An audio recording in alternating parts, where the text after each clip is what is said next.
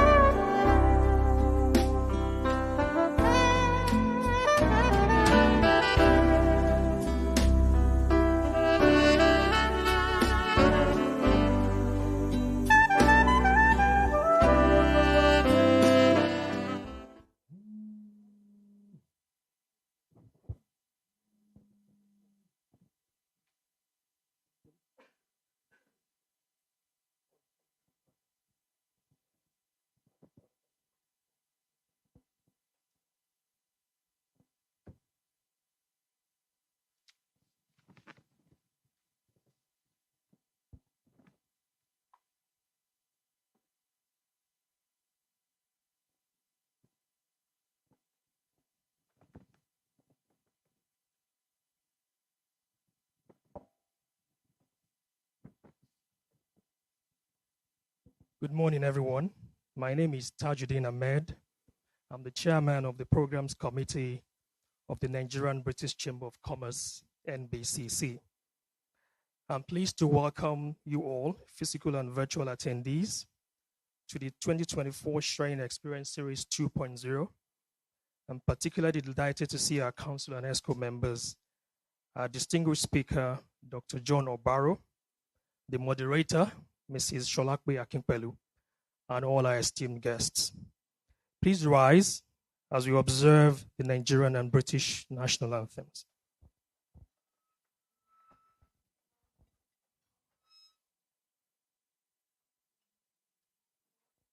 Nigeria, we hail thee, our own dear native land. Though tribe and tongue may differ, in brotherhood we stand. Nigerians old and proud to serve our sovereign motherland. Our flag shall be a symbol that truth and justice reign. In peace or battle honored, and this we count as gain. To hand unto our children a banner without stain. O God of all creation,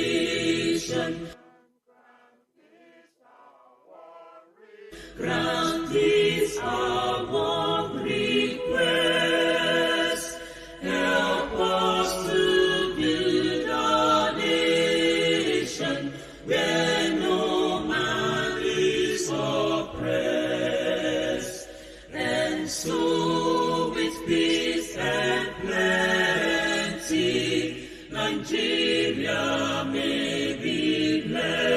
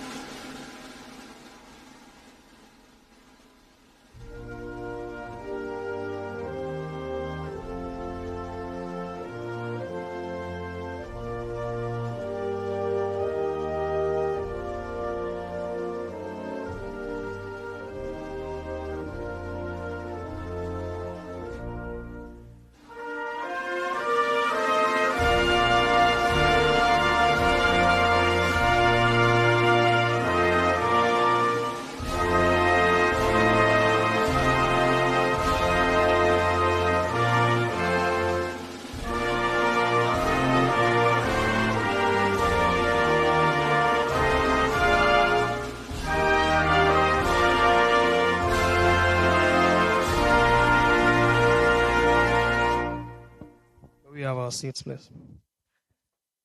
There's something peculiar about both the British and the Nigerian national anthem. For the Nigerian national anthem, people just murmur through the rhythms because they weren't born in the 60s. Surely the Gen Zs, everybody's struggling. Then the British national anthem, some people still make the mistake of saying, God bless the Queen. She had long gone, so it's God bless the King that we have now. Okay, without much ado, before we begin, please allow me to state some housekeeping guidelines. For our physical attendees, questions will be answered during the Q&A session. Please raise your hands and a microphone will be brought to you. For those joining us virtually, if the volume is too low, kindly check the volume on your gadget, or your system, etc. This event is being recorded and will be available live on our YouTube channel, Nigerian-British Chamber of Commerce, NBCC. For questions, comments, and discussions, use the chat icon. For posts on social media, kindly use the hashtag 2024 SES 2.0, SES in capital. Thank you for listening. This bright morning, we're hosting yet another Sharing Experience Series, the second for the year. like we normally do at the chamber. We have this event twice in a year. As I said that, please join me as we welcome our president and chairman of council, Nigeria's foremost bilateral chamber of commerce, the most organized, the only one with a freehold property as his head office, unlike others, Mr. Ray Artile, FRPA, to give his welcome address. May we honor our president as he comes forward.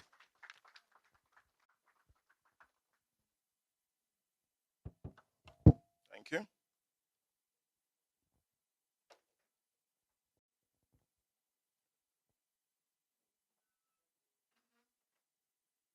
Good morning, distinguished guests. Good morning, Deputy President, past presidents who may have joined us virtually, council members, members of ESCO present and virtually attending, members of the chamber, the foremost bilateral chamber in the country. Yes, I think so. The foremost. Distinguished ladies and gentlemen, it's my pleasure once again to stand here and invite our attention to today's event, which is the Sharing Experience event that we are going to enjoy and experience this morning. We have in our midst Dr. John Obaru. He needs very little introduction for what he's done. He's seen it and done it all. I know that, man, we have all been on an endless quest for success and perhaps renown. Some accomplish, some don't. Different reasons for different outcomes. But what is very important, why we started this series, is that we believe that there are persons within our midst who have, through dint of hard work, done it the right way, rose through the ranks, and have a thing or two that they can share with others. And those things they are going to share, the nuggets of wisdom that they are going to share with us, will help inspire others. There are perhaps a few John Obarus in this audience and some that are watching back home or in various offices at this time. They get to be inspired and the cycle continues. That's the mission of the NBCC. So ensure that we don't drop the ball, that it keeps going and we keep producing leaders, captains of industry, people who can keep the flag flying. We all know what is happening in Nigeria today. It's quite tough, very tough. How do you navigate through this? Playing the game and being ethical and at the same time making profit. How do you keep people in employment, gainfully employed, and they achieve their dreams while working within an institution that you created?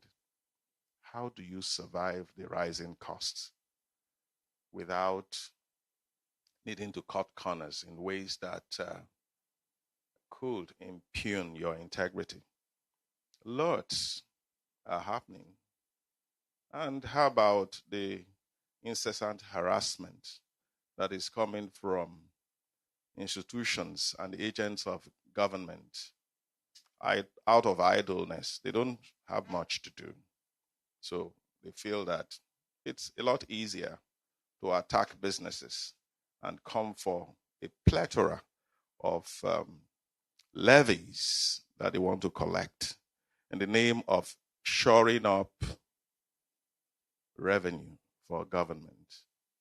But the private sector, in the midst of all these headwinds, has kept the Nigerian economy going and kept Nigerians employed. And so we must always give ourselves a pat on the back because we are making it happen.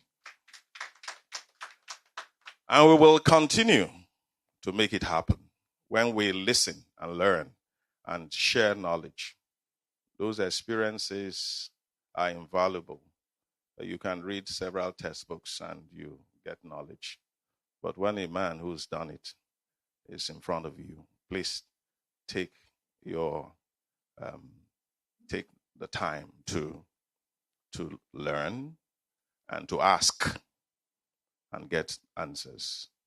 That is what we have been doing in this chamber. And today's will not be an exception. So I invite you to listen and to ask. And I'm sure he's going to answer your questions, no matter the number. And we keep it going. For those who would need materials from this YouTube channel, like the chairman of the committee mentioned earlier, it's available. You can always revisit and go again and listen and learn. That is what it's all about. So on that note, I want to once again welcome us to this and wish you a very fruitful deliberation today. Your questions should be poised because it's not just Dr. John Obaro speaking. You should be ready to ask the questions. I take my seat so I can go and listen. Thank you, Mr. President. Our Field Marshal has just spoken, so the troops should hearken to the call. That's the setting of the tone by Mr. President and Chairman of Council. Before I go ahead to introduce our guest speaker today, we have a first sponsors video advert, Carrywise Technology Group Limited, Financial Services Limited, please. We are Carrywise, an investment company and wealth manager to a thriving generation of young Nigerians. From the very beginning, we've put building and protecting wealth at the heart of everything we do, equipping you with the tools you need to design an investment plan that works for you in ways that won't take the style from your lifestyle. With investment products ranging from Naira and dollar denominated mutual funds, halal, sports circles to money dual, we have set up our customers to become financially free. Managing wealth is our lifeblood. This is who we are. And we have stayed true to our mission to make investing as easy as sending a tweet. We educate and empower young people to develop the investing mindset because we understand that anything worth building takes time. This is why we are passionate about wealth and why we are licensed by the Securities and Exchange Commission to move you beyond the potential you see today to the untapped financial possibilities you desire tomorrow. It's time to do wealth differently. Carrywise. Invest wisely, grow wealth. Well, we appreciate one of our major sponsors, Carrywise Financial Technology Limited, with a round of applause, please. So Dr. Obaro's profile is long, but I'll make it I'm going to skip so many paragraphs. But before I say that, let me give two anecdotes about how we came to have this event. One is professional, the other is a bit personal. So the professional bit. I mean, in the past, if you had someone who was a banker say that they were in risk management, the only thing you knew was credit risk management. So this particular firm called HPSN, founded by Mrs. Eileen Cheyenne, that cribbed of the entire commercial banking landscape in terms of risk management in the early 2000s because they invested in risk management. So it was the same thing with System Specs that Dr. Obaro founded. So I used to work in a consulting firm back in the day, Arthur Anderson, where if your clients didn't have Human Manager, which was a flagship product of System Specs, you hadn't arrived in terms of HR. So that was someone who actually founded a business.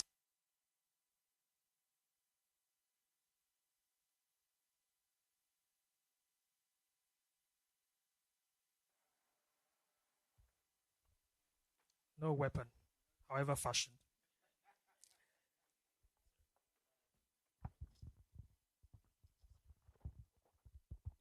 Hello? Okay, so the other one is, so I've given the professional bit. So Human Manager was the in thing for everyone at the time. And Dr. Obaro, benefited immensely. I wish I saw his cash flow statement at that period for those almost like 10 years before the market got saturated. So the second one was even getting him to be the guest speaker today. So I've known Doctor for a few years, so I called him, I asked him, that was last year, as early as January last year. And Doctor, my schedule is crammed and everything. So I just thought, let me throw a last dice. And I knew that dice was going to work. So who did I call? I called his wife. I said, Auntie Achenyu, I've been trying to reach Uncle John for a while, and he's been, giving me the runaround. I need to have him as a guest speaker on either Sharing Experiences 1.0 in April or SES 2.0 in August. So I said, TJ, no, don't worry, I'll talk to him. This was December last year. 13 minutes after I ended the call with her, Doctor called me by himself. And I said, Doctor, we've been having calls and WhatsApp chat, but you actually called me. I felt honored because I was a baby consultant in Arthur Anderson when he was already a big man. So I said, okay. So that was Auntie Achenyo's magic wand, and it worked. So when the Bible in Matthew 19, verse 5 to 6 said, a man, will leave his father and his mother to go cling to, so all the rest, of that. So that was the power of our spouses, the two have become one flesh. Okay, now let me go to the serious business. That's enough to make us warm. A very short citation of Dr. John Tani Obaro is actually Obaro. Is it? People call it Obaro, but it's Obaro. Obaoro, if I want to go the Yoruba way. John Tani Obaro, the visionary founder and group managing director of System Specs Group, has left an indelible mark on Nigeria's technological landscape. He's a distinguished alumnus of the Ahmadu Bello University, Zaria.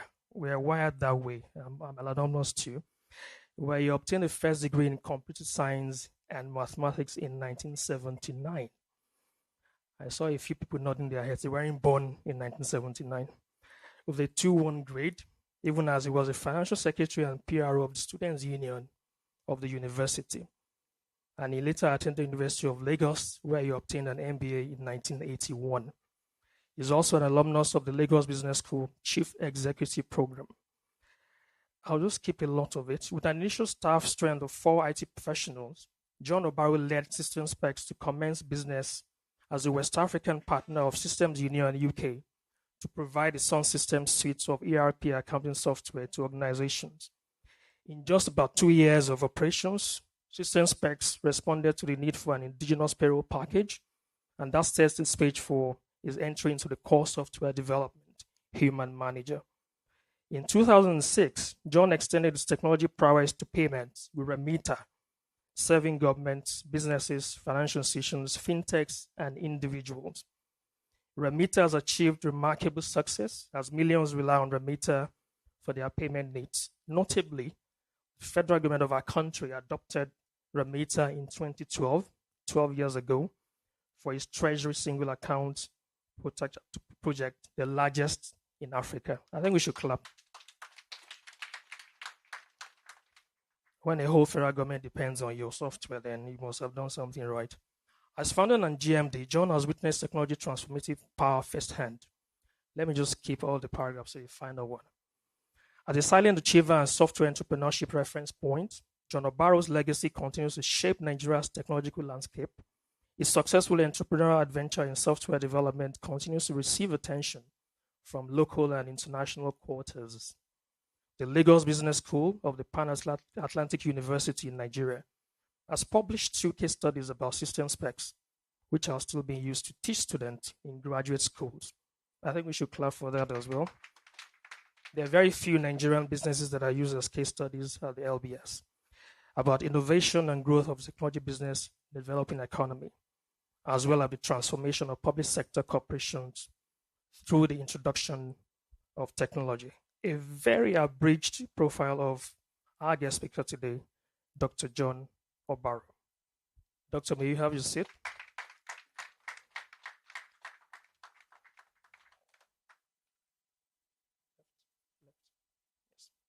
Left. Your left.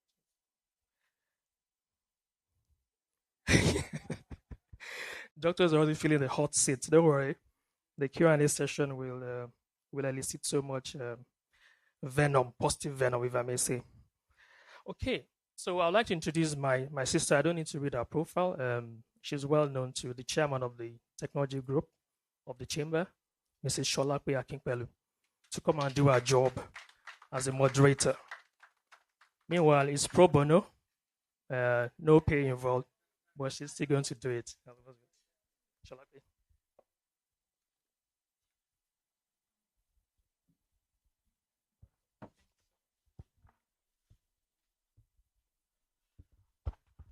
Hello, everyone.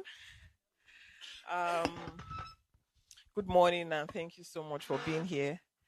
Our appreciation again, maybe I'm emphasizing, but after hearing the profile and, of course, seeing the marks of Dr. John Obara in the marketplace, I think, again, we should give a round of applause to Dr. John Obara. Thank you. Well, my job is simple, and it is to try and condense so much that Dr. John has done in the marketplace for how many years now into, less than 1 hour. You can see that is a simple task. So pray with me. I need all the prayers. So I'll start with your dream and your motivation, sir. Why system specs? Technology now is almost like a fad. We understand that it's very important, but these days you see everyone jumping on it beautifully and important as well. Thank you. However, back in the day, it wasn't this appealing thing. It wasn't this interesting. So what happened? What was your motivation behind, establishing system specs?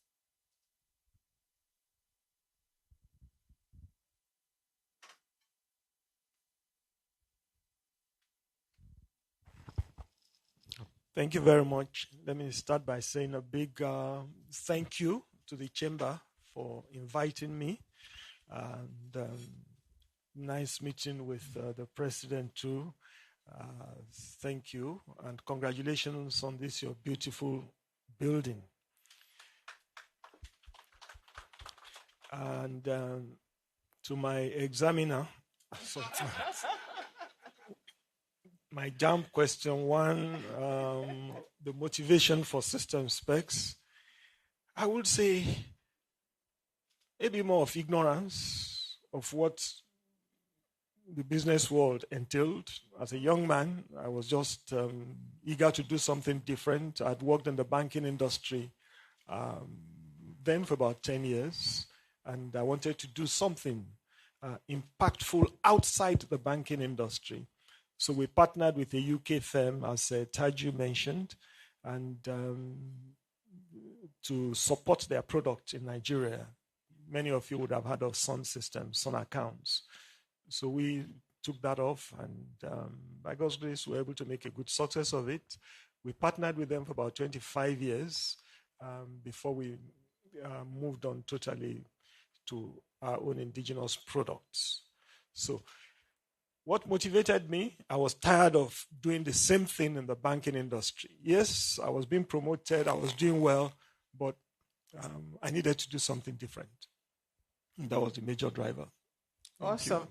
Thank you so much. Quickly, you mentioned that System Spec started as a partnership.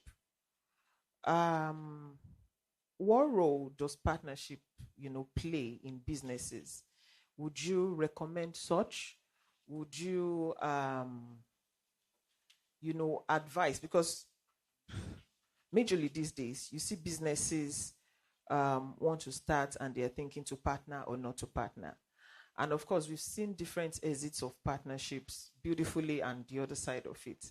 What would be your recommendations around partnerships? Well, I would say it would always be best. If you can go it alone, fine. But most of the time, you will benefit by partnering with the right people under the right circumstances.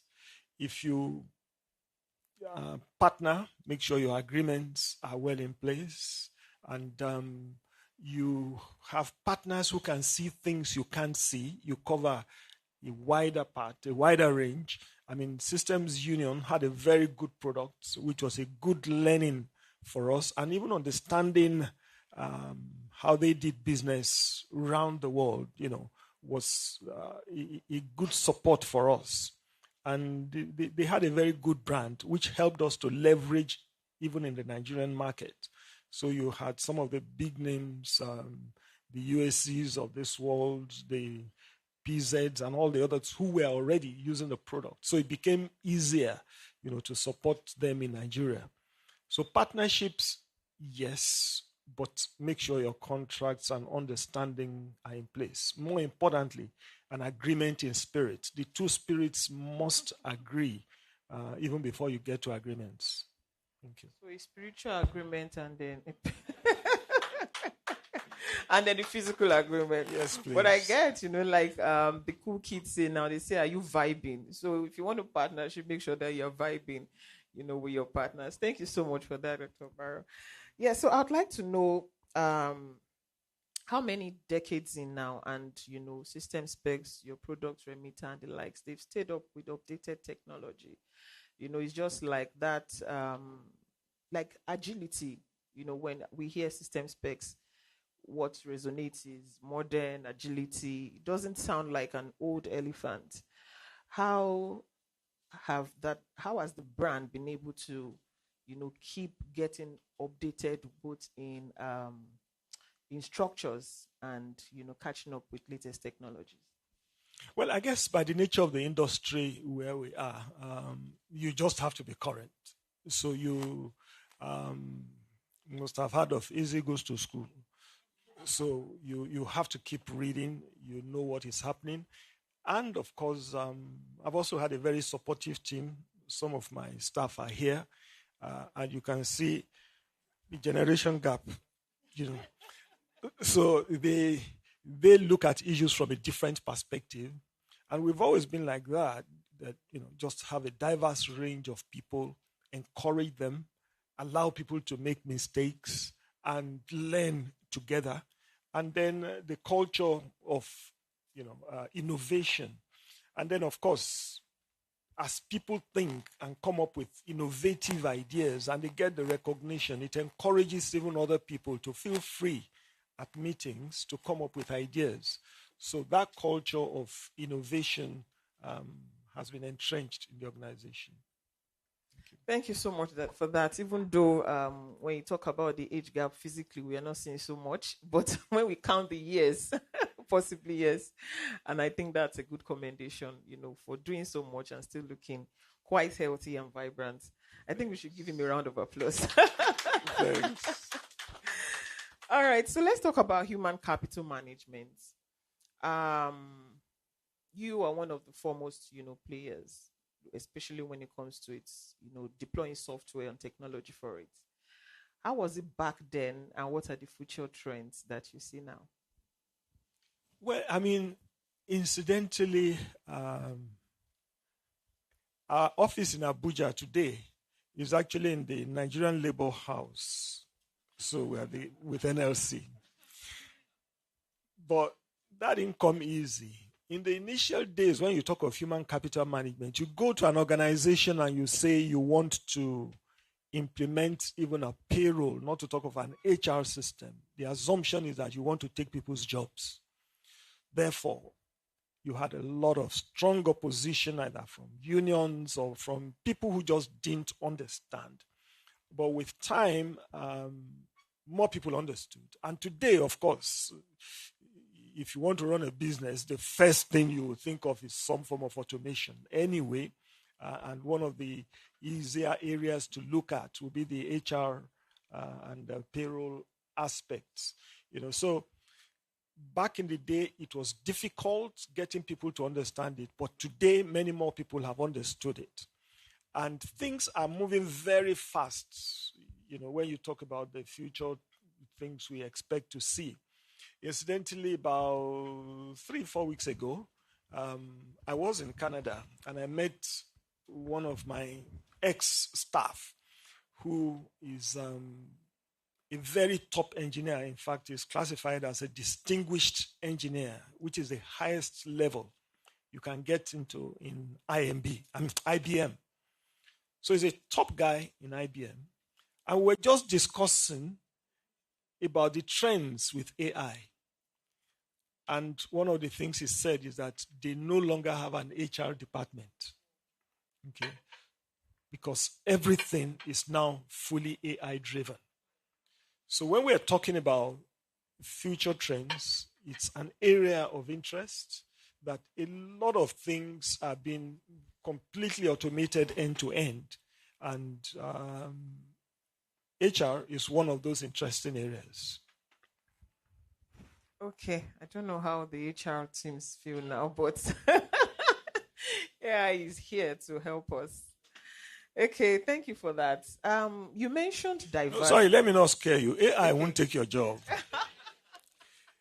It is just that the people who know AI will take the jobs of people who don't know AI.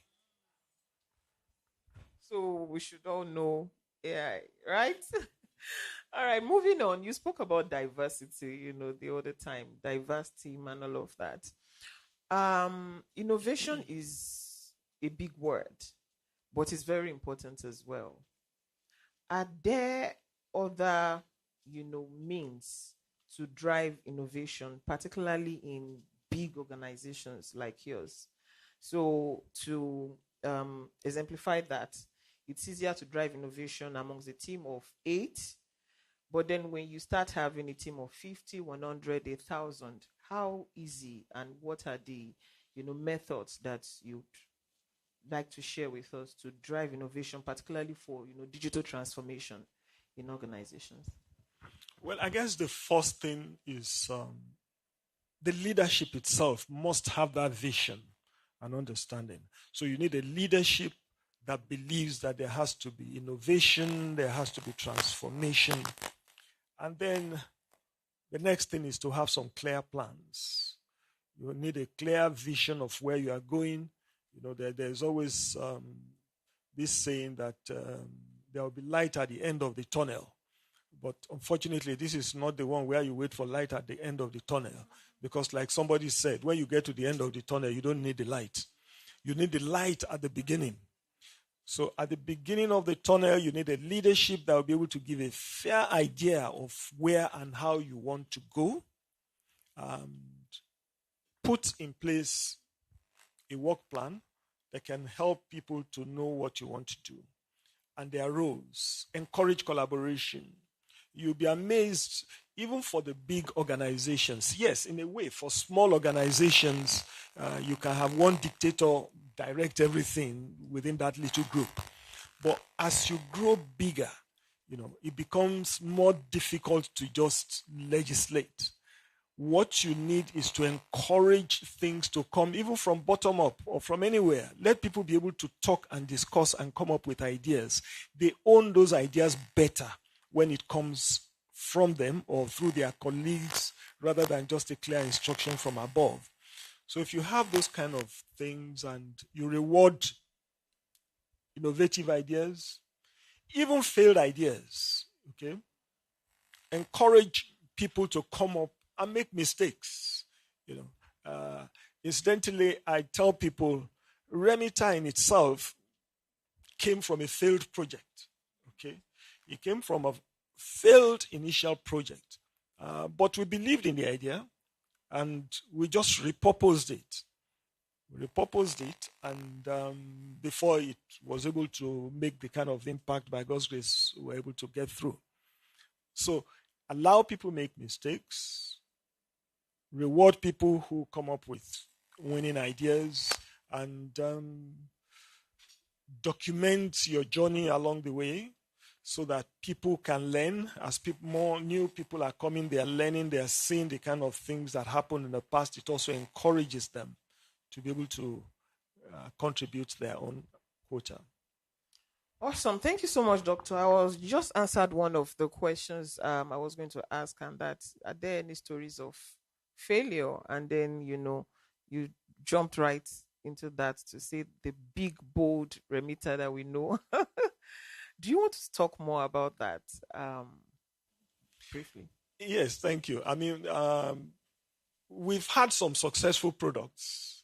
We've had many ideas that dropped by the way, okay? And we had a product called Spec Pay. Some of you will know Spec Pay. Then we had Spec Man.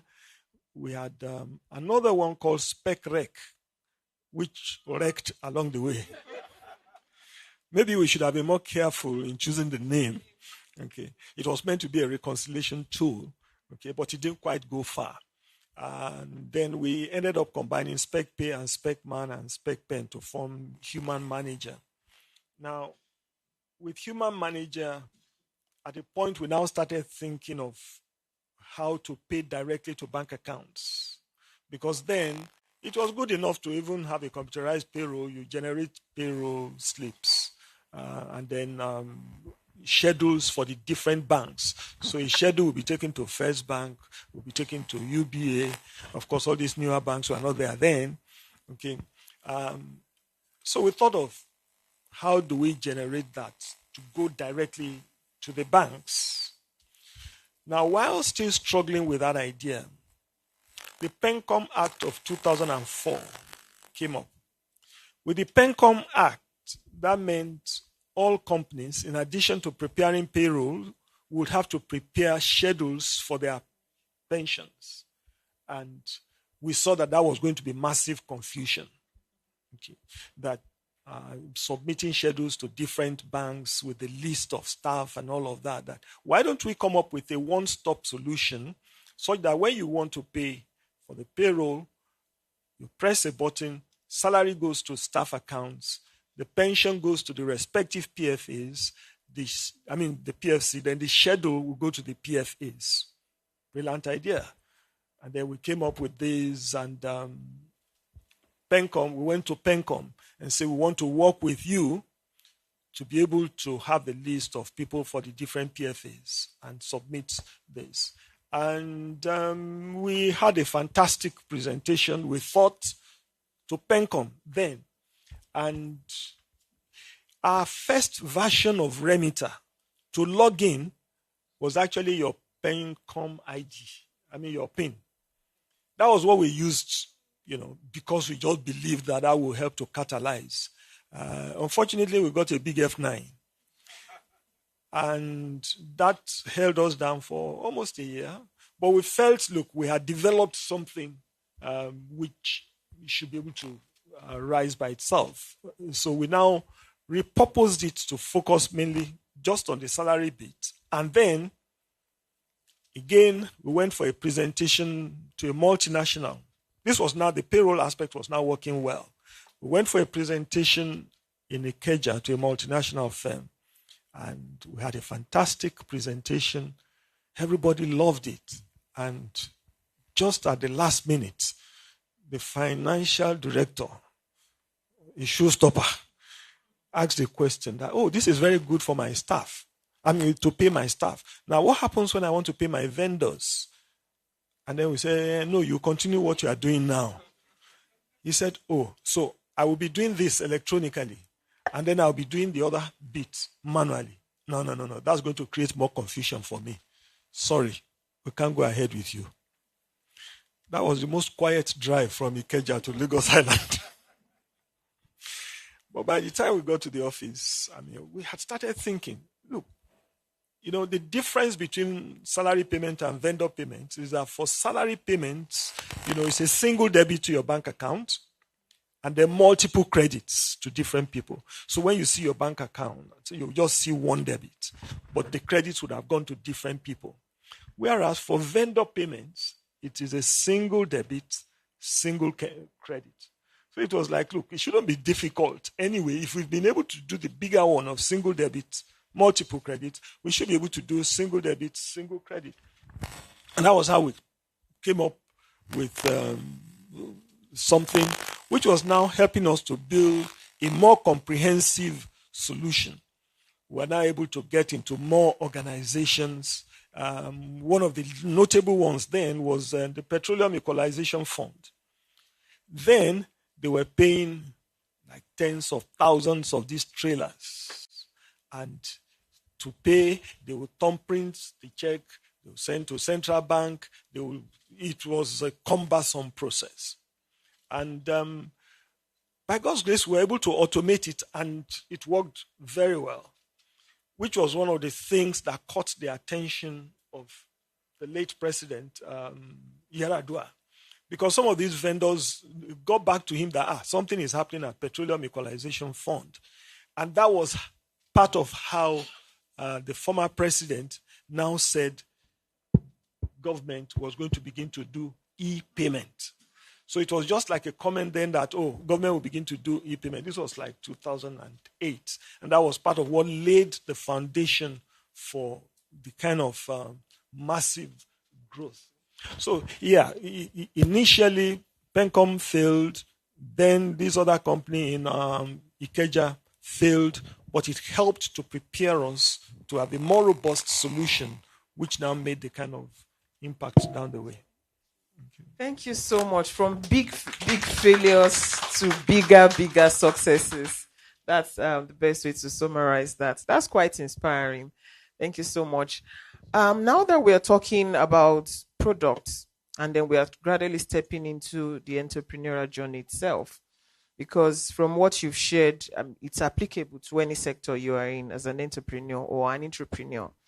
What would you say are the recipes, for a smooth, or maybe not smooth, but a successful entrepreneurial journey?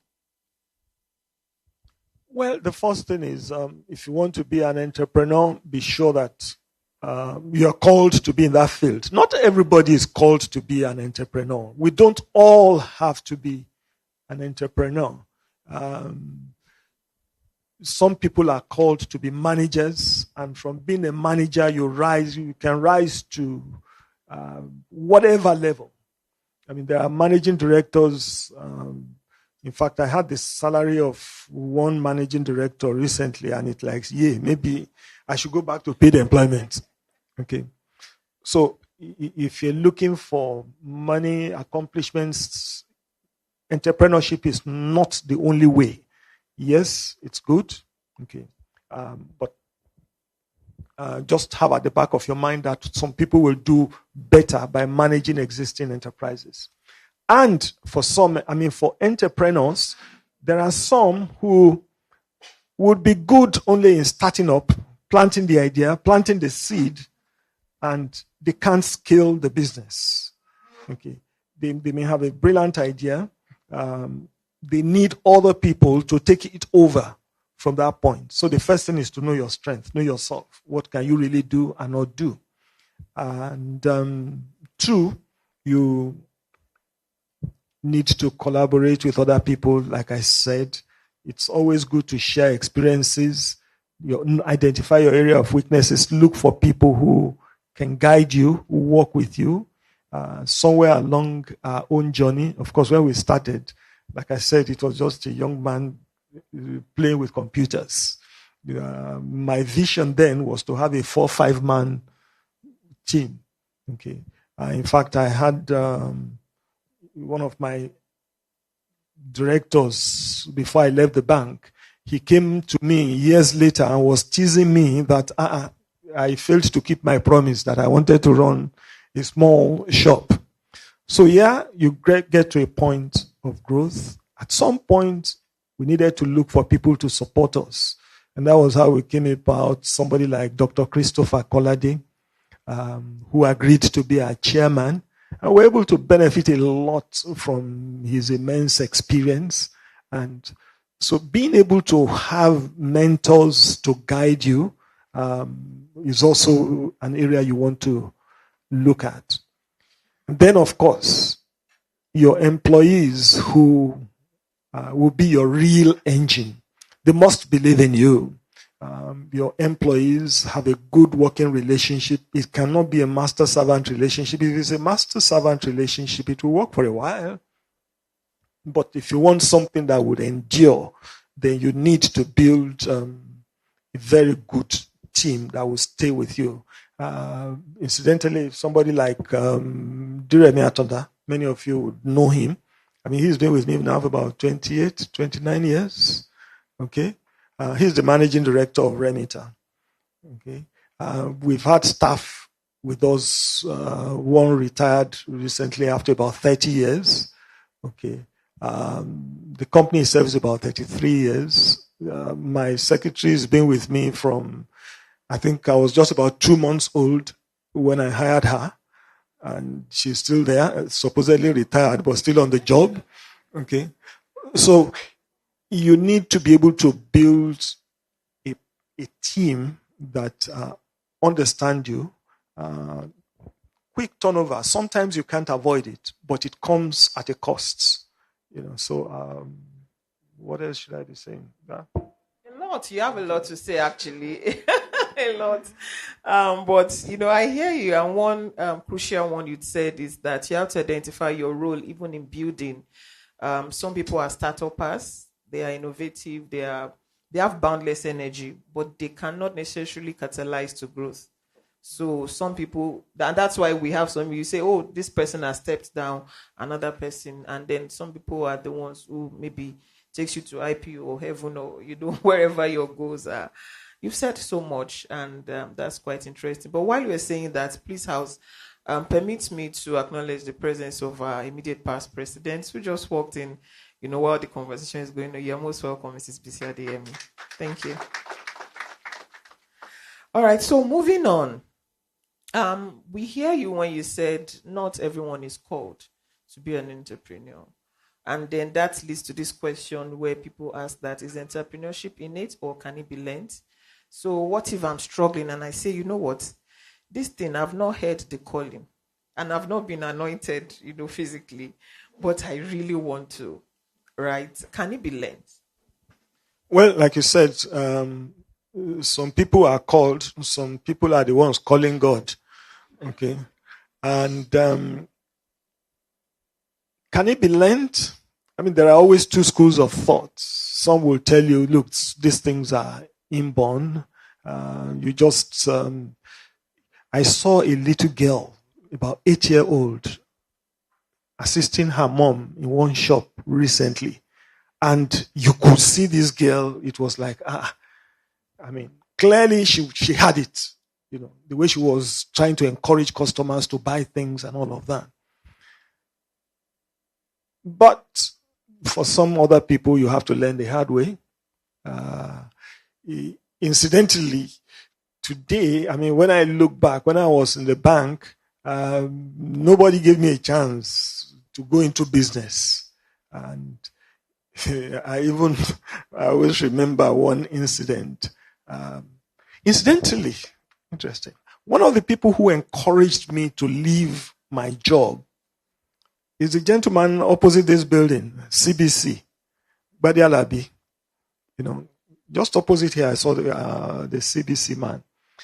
He encouraged me, and he even wanted me to come and join him then. Okay, but I went this way. Now, another person came to me when I was about to leave the bank, and he said, "You want to run a business? No. You can't. You better just stay. You have a good job. How can you leave a job?" Then IMB was clearly the best paying organization in Nigeria then. And it was the real go-to place. So how can you leave your job and say you want to go and... But I was really tired of what I was doing. I wanted to just do something different. People are caught differently. You may not have the physical aggression, the gra-gra, or the personality. So you may not have all it takes, but you can learn along the way. You can read, a lot of reading. You can associate with people, attending conferences and seminars like this. Expose yourself and try your hands out. And don't be afraid of failure. In any case, the way the economy is going, not many people will be able to keep employing and employing anyway. So you need to begin to think of how to fend for yourself. That's for today. And even going into the future, I think it was Sam Altman that made a statement recently that in the next 50, 60 years, everybody will be their own employer. Let us sink in that in the next 50, 60 years, everybody will be their own employer. What does it mean? Why would I want to work for you?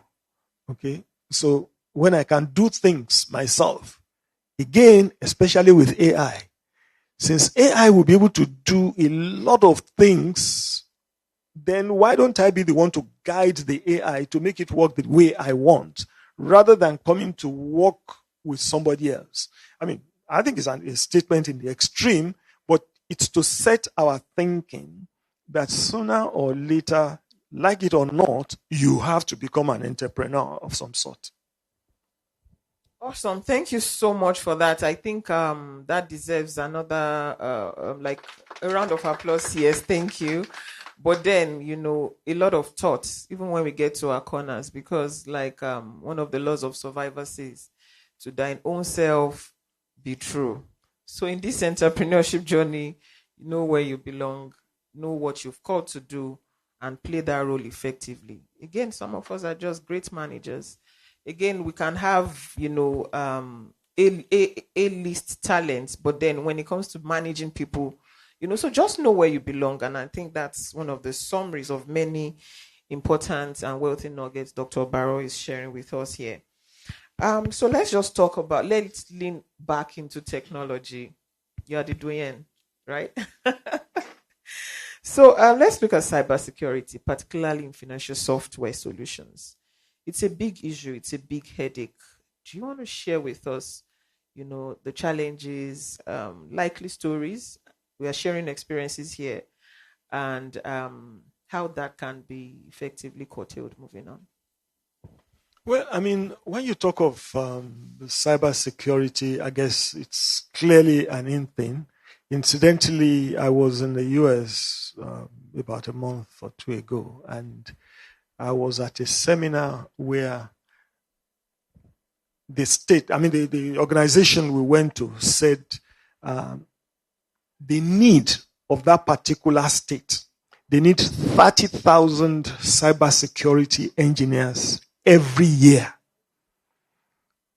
So they just focus on training because they've realized that it's almost like you can't meet the needs, the demand.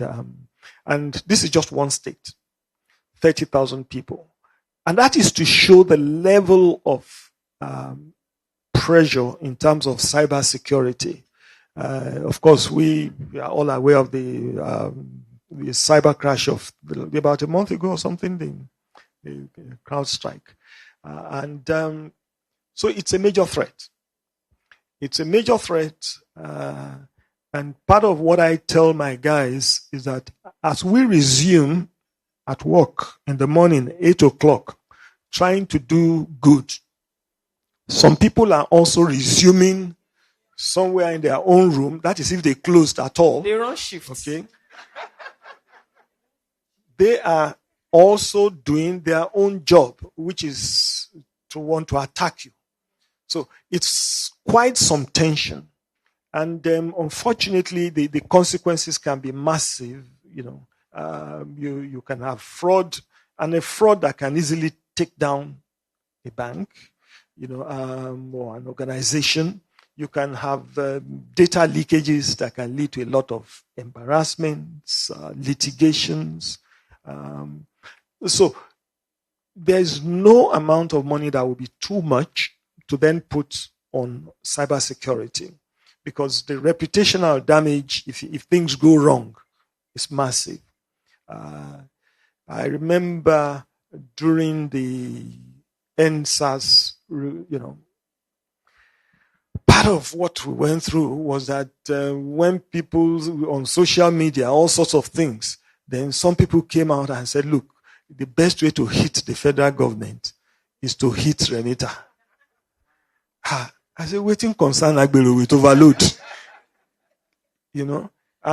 So we had to use that to begin to beg. I beg. It's not a government that owns Remita. We are just hustlers like you. And then, of course, the other side of the story that went round was that, in fact, Remita belongs to Tinubu, because Remita means Remi, Tinubu, Ahmed. We had to start begging. I beg you. I've been in this business for over 30 years. This is, so cyber security things, you need a team always monitoring and doing everything you can to defend your stuff. You have to be one step ahead. That is just a summary. You need to keep anticipating possible weaknesses and how you can be attacked, and how to block that in.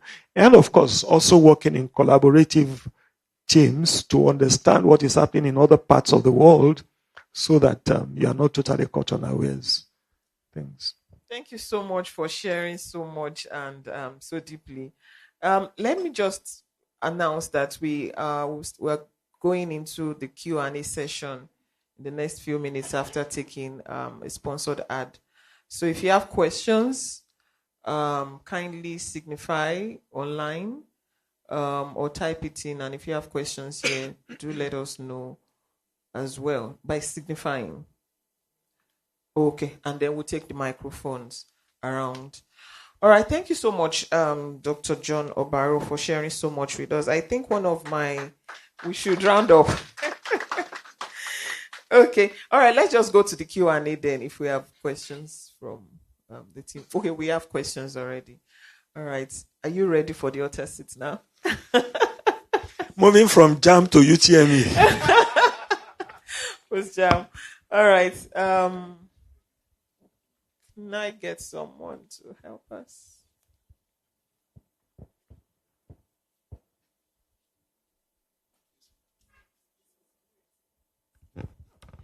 Yes. Good morning. Do I stand or sit? I can stand. John, I know part of your story, how you started, and well done so far. And I know you've got more things to do. But I know it wasn't hunky-dory. You had some challenges. You had to defend what you were doing. You were attacked left, right, and center by government. They thought you were fronting for people. And I remember one of your interviews on channels where you were actually there defending what you were doing positively for Nigeria. I think it would be nice if you share that and let us learn from it. Thank you. Thank you very much. Well, again, when you talk of innovation, there is some price to pay. Sometimes you come ahead of your time.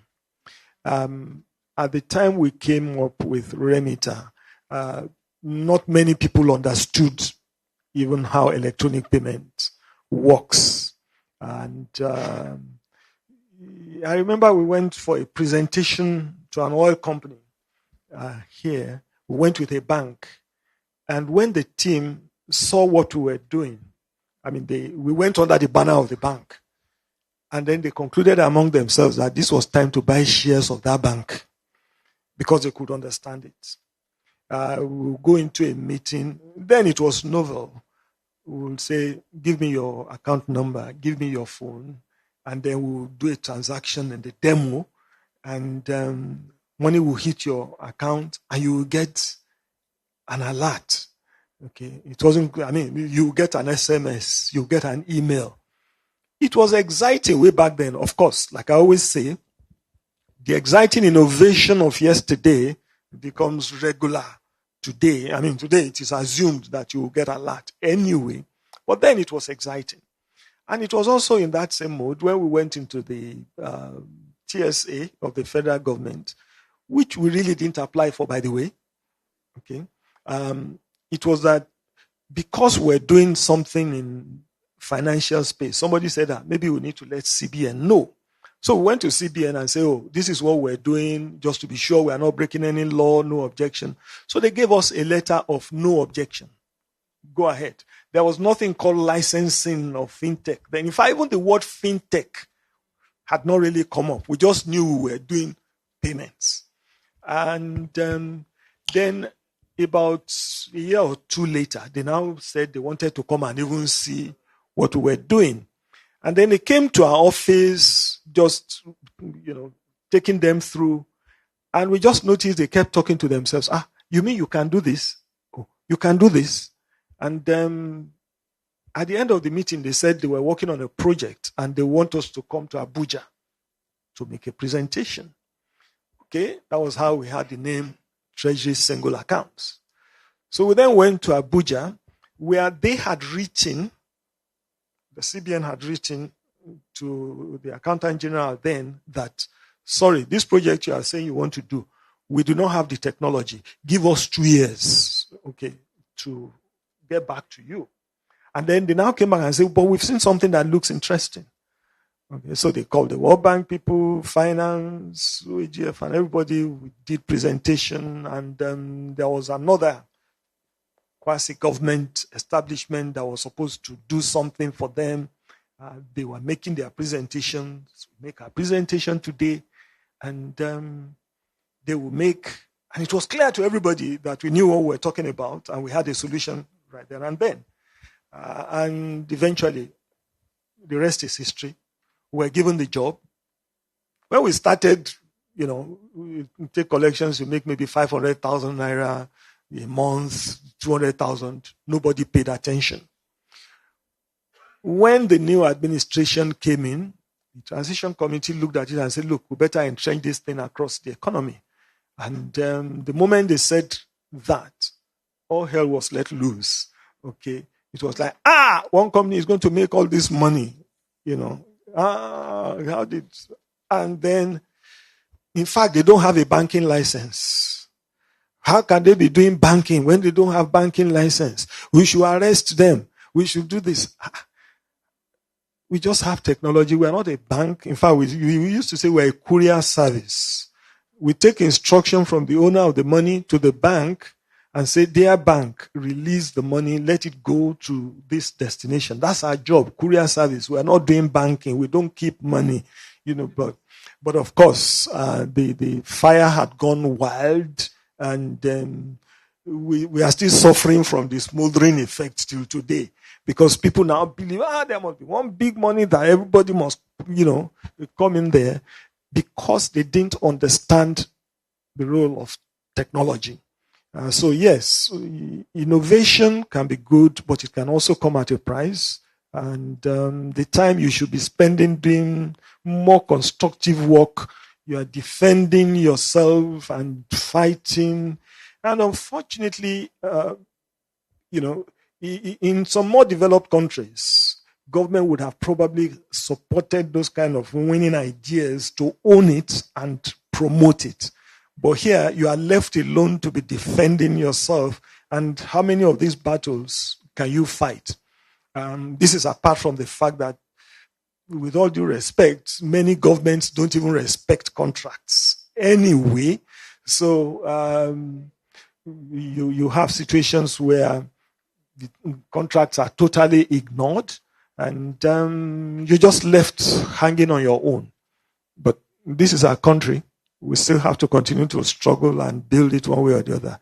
Not all of us can jackpot totally. So the show goes on. Thank you so much for sharing. More questions? Okay. Good morning, everyone. I guess I have bragging rights to Uncle John.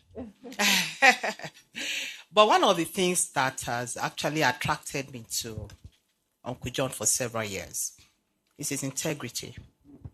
My company is only 14 years old, and one of the things I look at all the time is like we can't cut corners because of him. And I believe that it's important that all professionals here and businesses should know that innovation brings a lot of, confusion, brings a lot of issues, just like you pointed out. Now, integrity makes you fall and stand. How have you handled it all these years? Because I know that you're a man of integrity. System Specs is a company with immense integrity. But we need to know that integrity works. Because I have fallen many times because we have refused, to do all those other things. But we are still standing. But how many people would have the confidence to stand? What drives you? And where do you have your confidence? It's important that we know today. Thank you. But could you quickly introduce yourself? I'm sorry, I should have mentioned for questions. Oh, your okay. name. My name is Niriti Adebayo. I'm team lead for White Clean Unlimited. Thank you. Thank you very much, Niriti.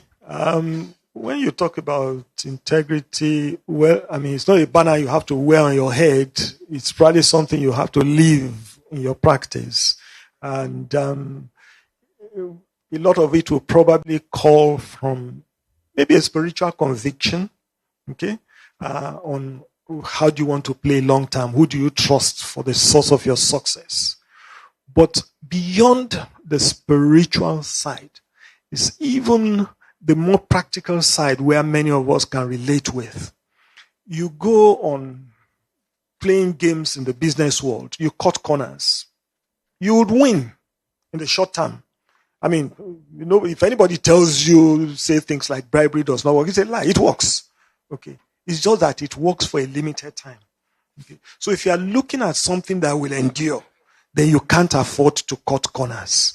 And I'll give an example. In 2006 or thereabout, we bidded for a job, a federal government job, the IPEACE project. And when we bidded for the job, about 15 companies, international companies, it was advertised in the economics or whatever. So it's like they weren't expecting a Nigerian firm. You know, it was a foreign thing. And here we were, a Nigerian firm. We bidded, and the World Bank project, and everything went well. We won that job, and we started. By God's grace, we made a good success of it. Unfortunately, it was towards the dying days of the Obasanjo regime. And it's published in Obasanjo's book, The Presidential Years, that he is very proud that it was a Nigerian company that delivered that project. That was on the good side. On the sad side was that some of the people that bidded for the job and thought, excuse me, it was their birthright to win the job, they wrote a petition to the World Bank that how can a Nigerian company win this job? And that we must have bribed. So we sat down in our office, and one day I got a letter. I didn't know there is a group called World Bank Integrity Group. We got a letter from World Bank Integrity, which is an independent arm of the World Bank, by the way, that they want to come and investigate this project. And you should get all your documents ready, or your invoices, or your contracts, or your bank statements, or your books, everything. It's like waiting concern Agbero with overload. That so got our lawyers to write back. Wanted to do shakara. They were not. And then they wrote back. You know, that's when you realize some hidden clauses in all these 100-page contracts that you sign. And telling us how they have the right to come and blah, blah, blah. We had no choice but to get ready. We had to get documents this high, one end of the floor to the other, all the things they asked for. We went to Abuja. We didn't know they had even come to Nigeria before. They had spoken to a number of people, and eventually on this day, they were to start the investigation. A 2-week investigation. We resume 8, 9 o'clock in the morning. 4 of them, in progress. trained people. And then bring contracts. The first thing they had to bring contract. In the contracts, the down payment was 10%. Part of what they were told was that 10% was what we paid to get the job. We didn't know then. So, how did you spend this money? Of course, we brought all the things. And that sort of doused the thing. Then for the 2 week, they kept going through all our books and everything. And then at the end of the 2 week period, again, Diremi, who is not here, he was the project director then. They shook his hand. They took him out for dinner. And they ended up inviting us to the Washington for a World Bank integrity program. And incidentally, Jeremy had not been to the US then. His visa came out in less than 48 hours. That's when you know, say, man, pass man. Okay. And so with that kind of experience, it further helps you to realize that don't cut corners. Because if we had done anything, I mean, they went through our books explaining just about every disbursement from your bank statements, which we never, we're not talking of just your Nigerian bank statements, foreign, everything that they started investigating. You know that, oops. In a way, I now see it as a plus because it has sort of emboldened me that, oh boy, if you are thinking of falling, you can't follow. Okay, the consequences can be dire. And there aren't many things you can cover for long. You don't know when an investigation will be called. So it's better to keep your books straight. And by God's grace, when we have somebody like Dr. Christopher Kolade, who was our chairman for about 15 years, you know, encouraging you and telling you stories. I mean, when you are with Baba, you'll be hearing all sorts of stories, similar stories, you know, that he's gone through. So it encourages us to stay straight. Yes, you would lose some battles, clearly. I mean, you will pay a price, which is part of what you need to know. And like I tell people, if you lose a job, it's never the end of the world. Move on to something else. You know, but many times we believe that if we don't get it, then it's the end of the road. Thank you. Thank you so much. Yes, I think we can take a few more questions, Ms. Kayode, and then we'll take Mr. Oshutoki. Thank you.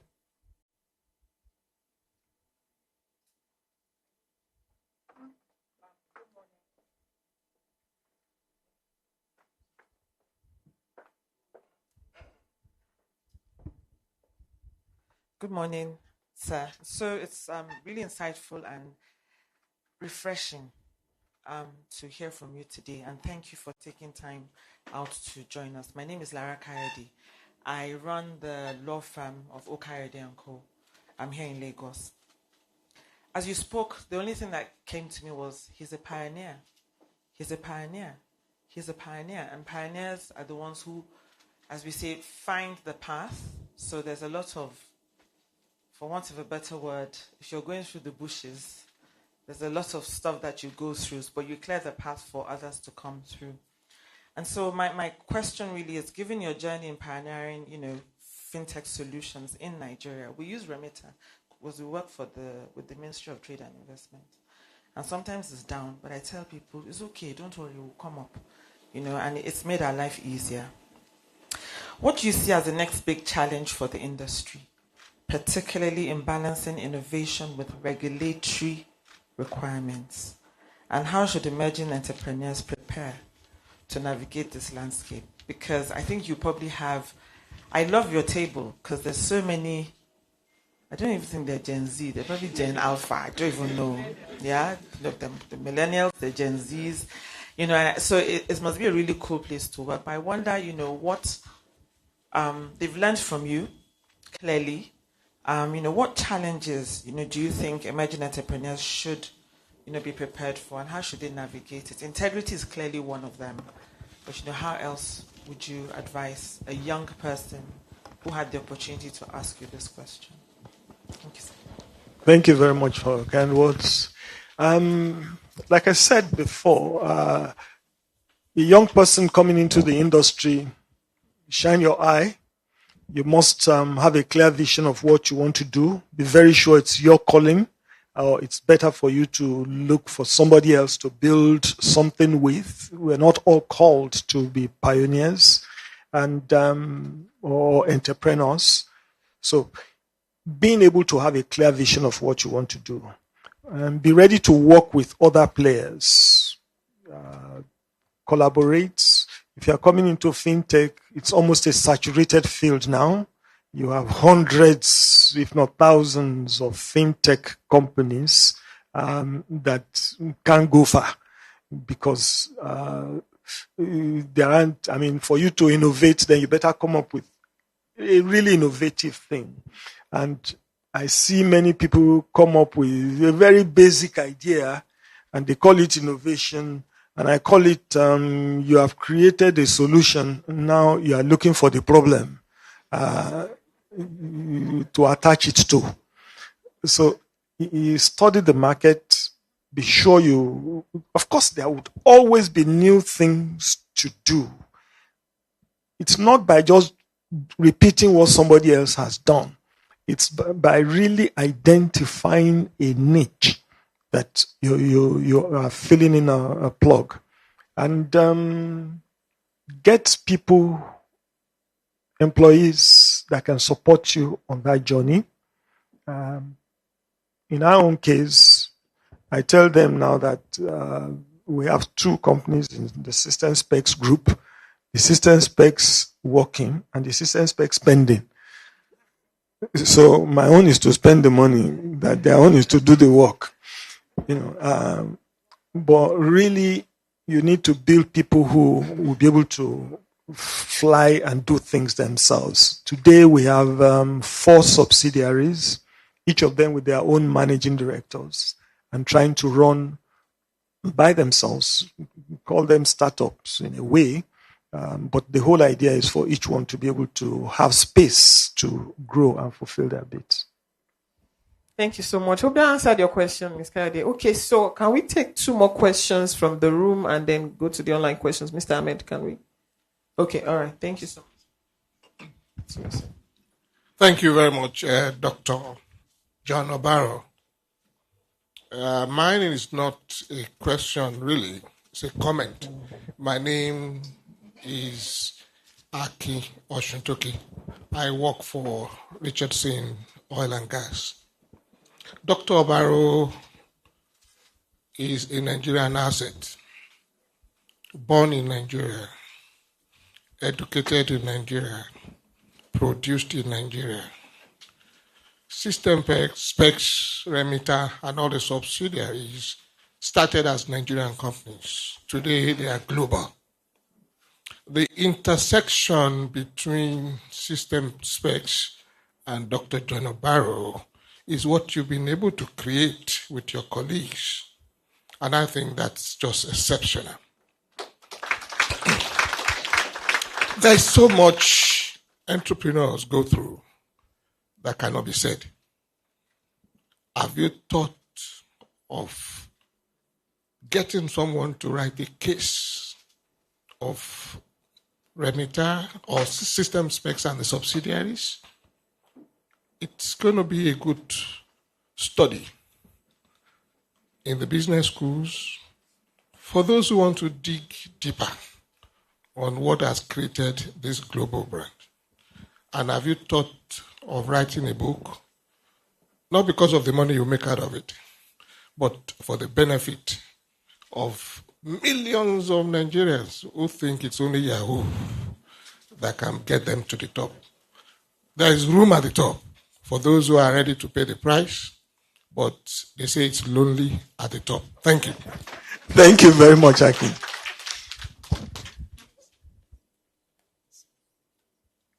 He said it's not a question, so I don't have to reply. But seriously speaking, for me to write a book, donations will be thankfully received at the gates.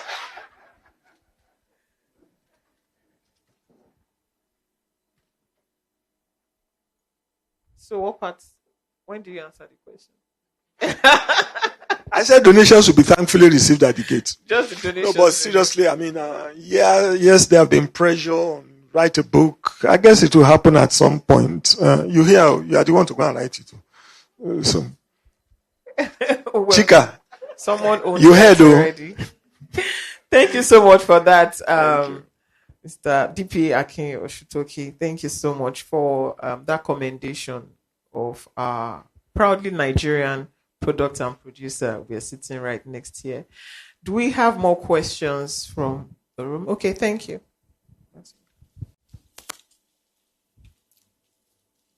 Good morning, everybody. My name is Joyce. I run, I'm a media strategist. We help brands tell their stories. And I also run the Lagos Shirt Factory.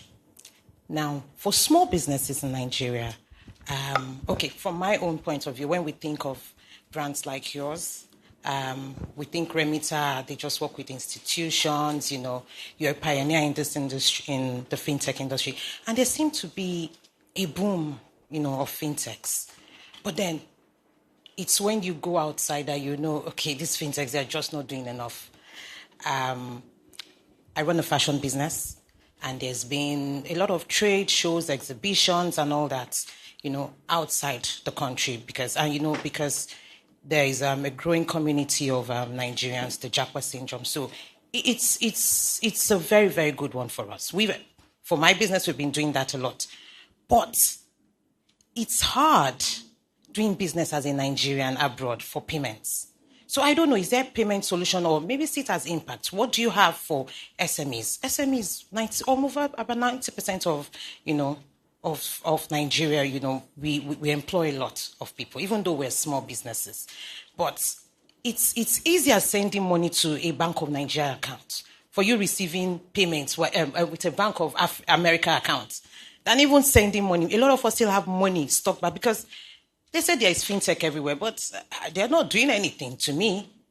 It's when you go out, you now know they're not. So what is the plan? Do you have solutions for small businesses like us? What do you have for small businesses, actually? That's my question, sir. Thank you very much.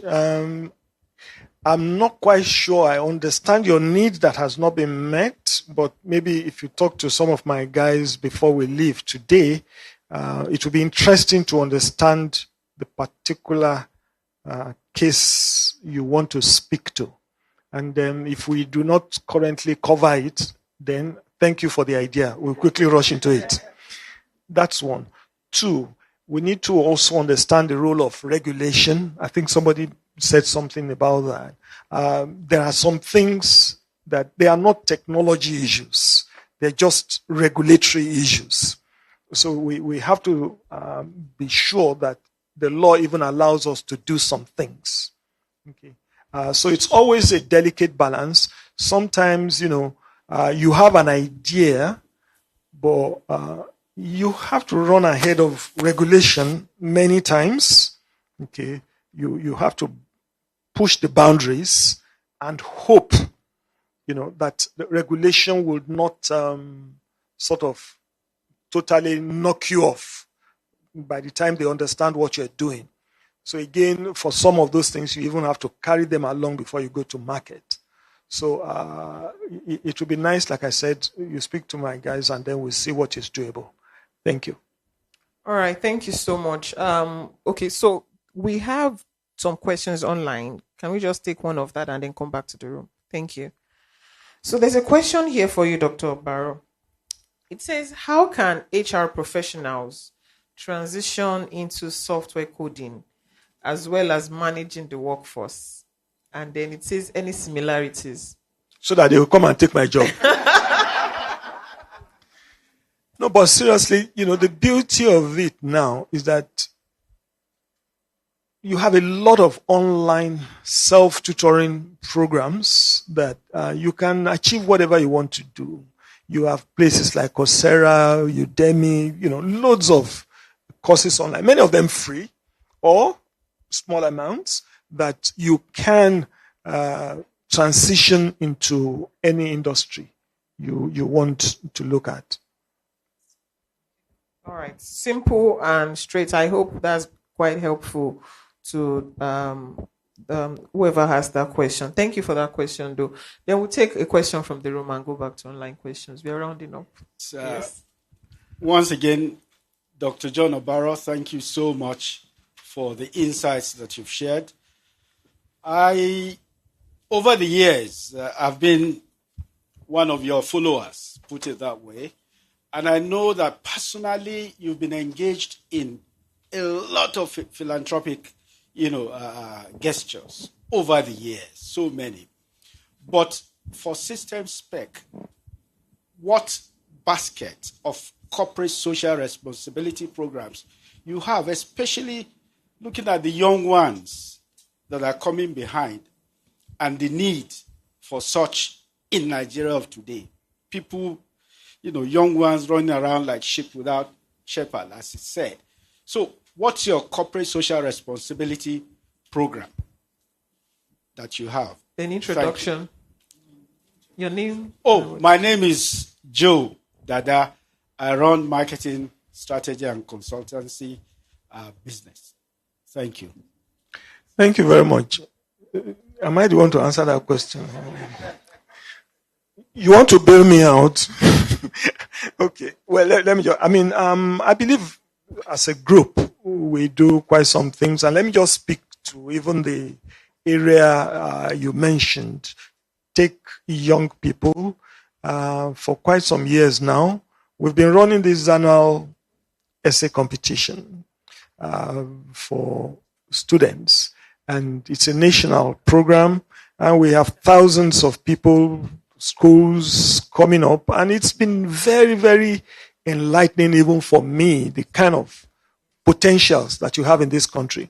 So we'll come up with a topic, and the school that wins, they get loads of maybe I think about how many computers for each school, the ones that participate. I think the first 10 schools or so, we end up getting maybe about 10 computers. These winning students get some other computers, personal ones, and other things. So they have a reward scheme, and it's been very, very impactful. The topic for this year was,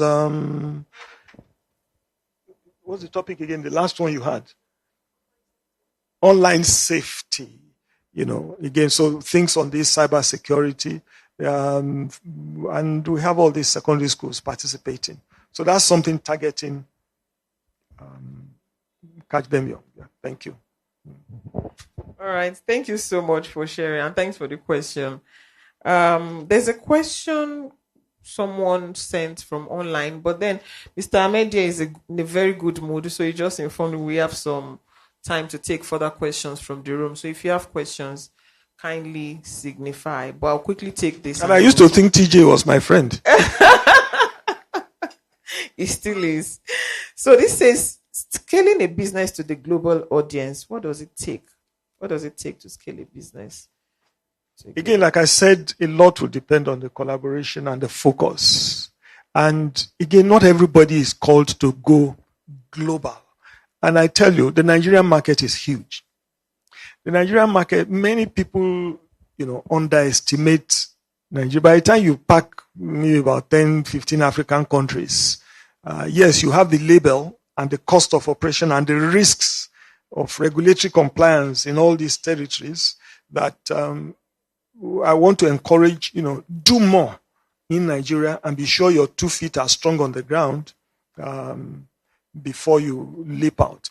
Having said that, especially in the fintech spaces, you also find the situation where people are now seeing it as more viable to go and register businesses abroad. Okay?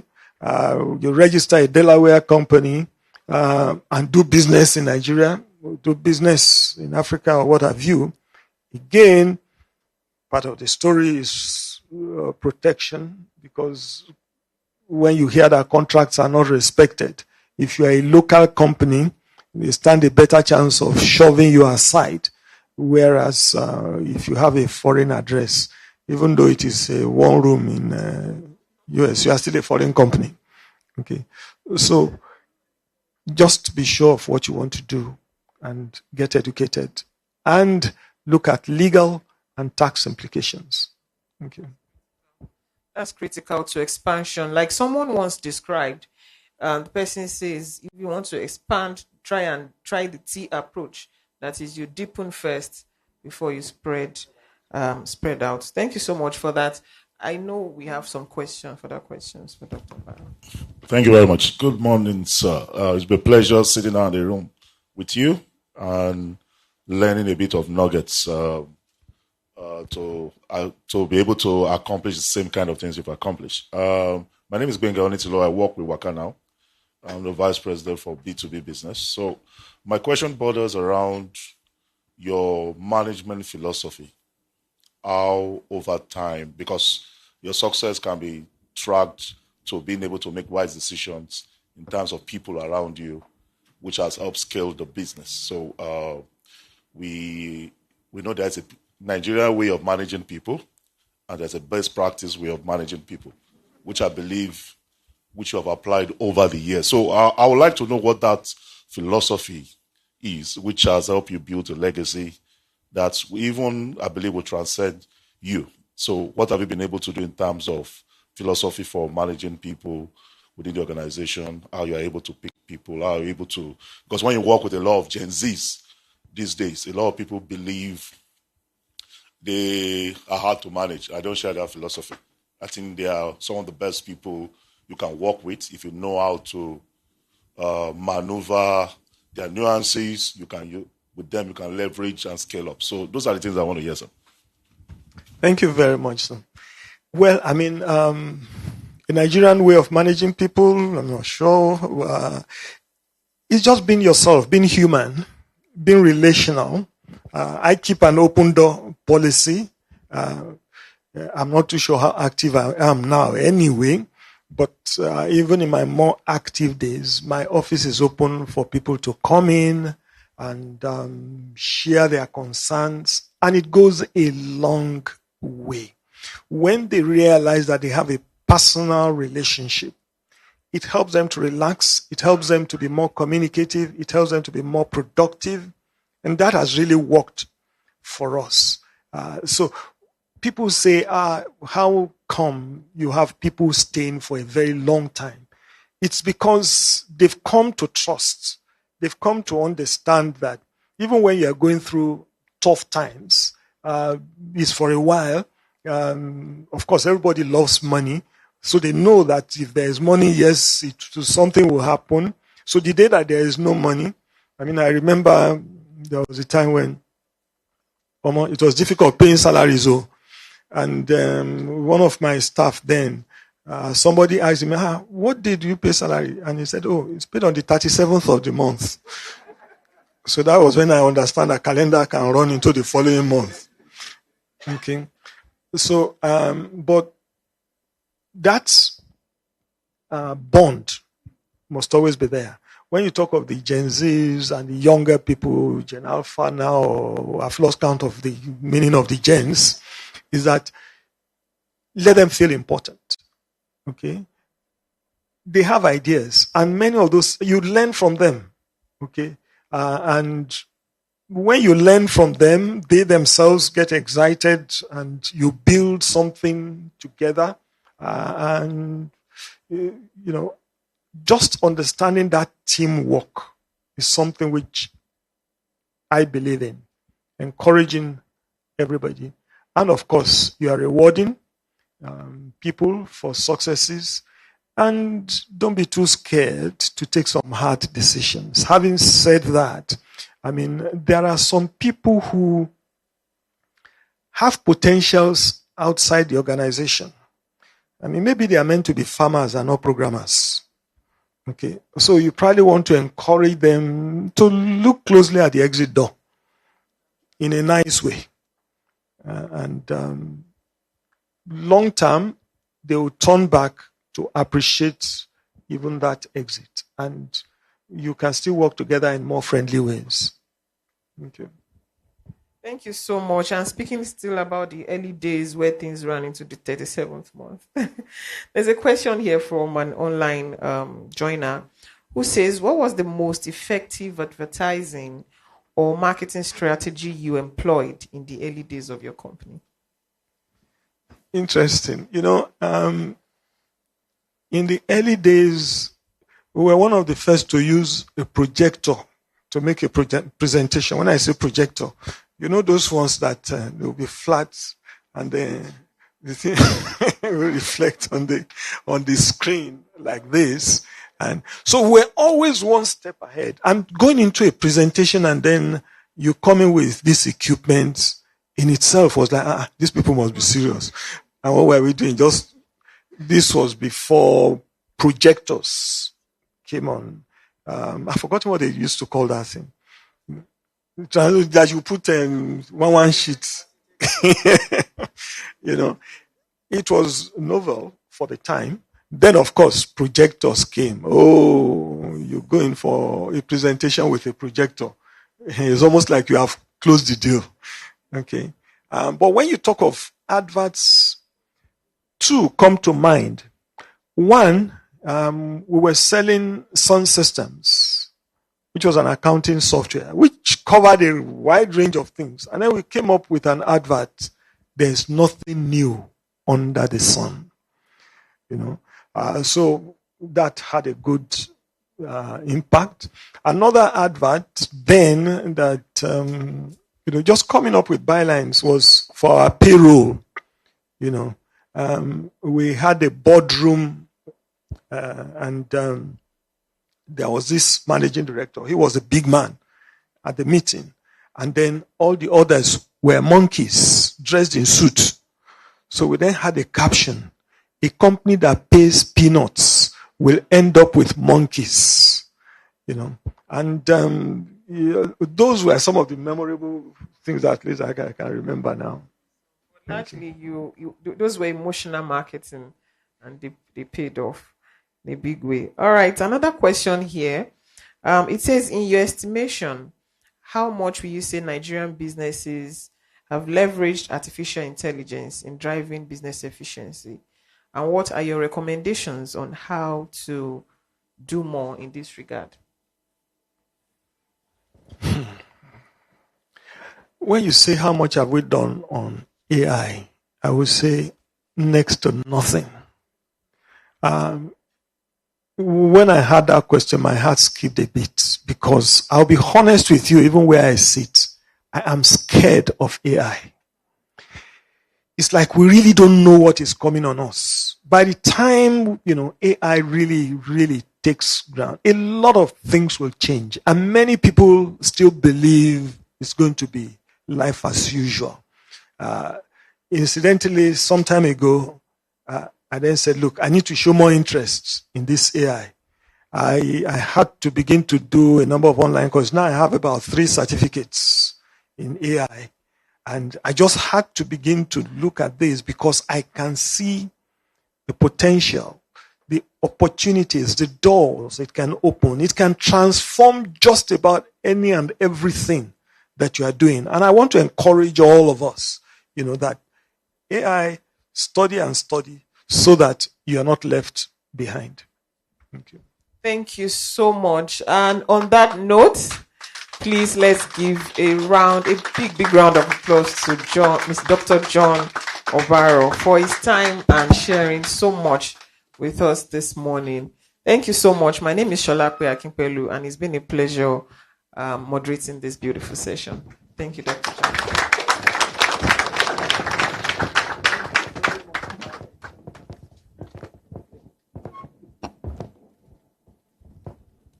And we appreciate our very, very delectable moderator and our guest speaker.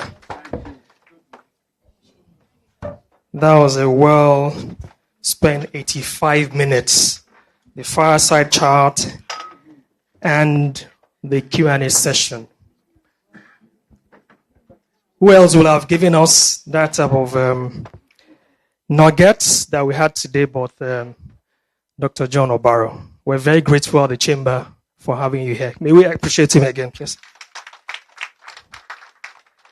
So as we wind down, we have to appreciate our sponsors. Without them, all the things you saw on your table and the packs we are going to be given today and after this event wouldn't have been possible. We'll continue. We actually had Carry-Wise at the beginning. Now we have System Specs Group, Dr. Obaro's baby. 33-year-old baby, as it is. Media, can we have System Specs? In today's competitive business landscape, innovative software solutions have become indispensable tools for individuals and organizations seeking to thrive. That's why at System Specs, we are experts in delivering solutions that align cohesively with our clients' quest for process optimization and sustainable growth. Through our subsidiaries, we offer the most innovative solutions to manage employee life cycle from recruitment to retirement efficiently, Empower everyone everywhere to do more by simplifying payments. Build bespoke solutions for communities, government, businesses. And recreate memorable experiences through entertainment, lifestyle, e-commerce, and travel solutions. We invite you to discover how each of our solutions can help you experience and deliver superior excellence. It's been over 3 decades, and we remain committed to delivering world-class solutions true to our vision to be the software institution of reference in Africa.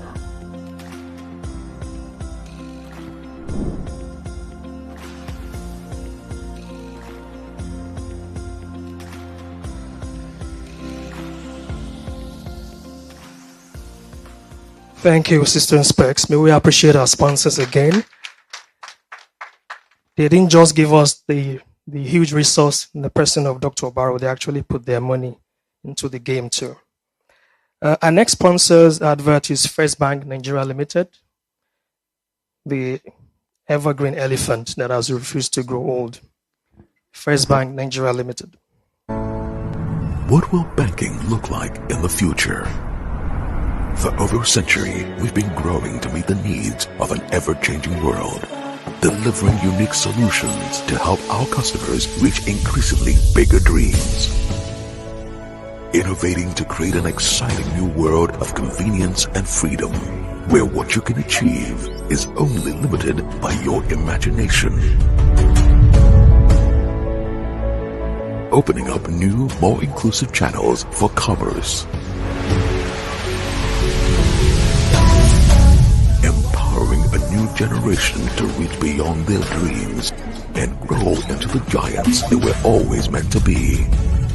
We're helping to create a future where there are possibilities and where the world looks up to Africa. Let's awaken the giant in you. You first. First Bank. Let's appreciate First Bank too. First Bank is 137-year-old. Remita is 33. Uncle John, long after you are gone, may Assistant Spec still be there, waxing strong. Okay, our next sponsors are Capital Field Investment Group. Major sponsors as well. Their video, please. Another busy day in the city of Lagos. Alex drops by his friend's street food joint and finds an empty, knocked-down shed. He's hoping to get tips from Kole as he struggles setting up his own fashion house. What he gets from Kole is a new business address. Kole's business had gone from a shanty cubicle to a flourishing restaurant.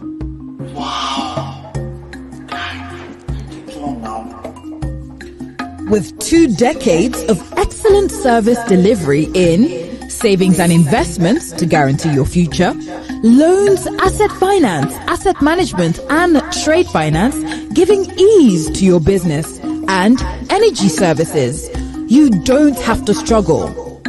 Sign up with Capital Field Investment Group Limited today. Let's raise a round of applause for Capital Field, one of our sponsors. Our final sponsor's video is CWG. So this says a lot. When your competitor actually put money down to sponsor the event, it says a lot about the person that we had as our guest speaker today. CWG's video, please. I largely believe that the emergence of new technology and the integration of these technologies in the business world, as we've seen, will largely impact the way we deliver value and the way we deliver services. At CWG, our people are our priority. The people is CWG. CWG is the people. But more importantly for me will be beyond innovative ideas and this creative thinking in terms of the very beautiful products and services that we have out there is how do we support this product. As an agile organization, we are always evolving, staying in tune to what is happening part-time, technology-wise, and how organizations are being run.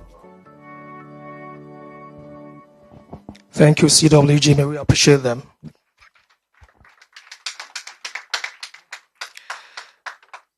So after our sponsors' videos, it's my honor to invite Mr. President, the Field Marshal of all bilateral chambers of commerce in this country, Mr. Ray Artley, FRPA, to come and present the plaque to our guest speaker.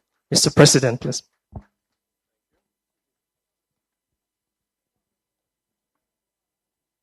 Dr. Barrow.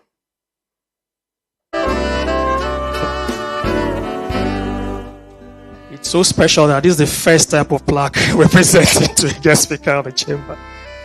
Different from with his red cap being embosomed on the on the plaque. I'm sorry.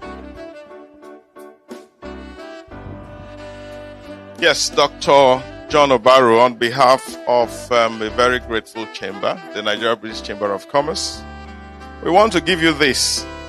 I'm sure that the committee that put this together, they sat down and they thought about something innovative that they can give to the pioneer of fintech revolution in Nigeria. And this is the very first debut of this sort of plaque for the NBCC. So we want to thank you once again for the honor you've done us to be here. And I'm sure that we want this conversation to go on because a lot has been learned and a lot still has to be shared after today. So don't be surprised if we invite you to come back. Once again, thank you very much from all of us at the NBCC to our special guest speaker.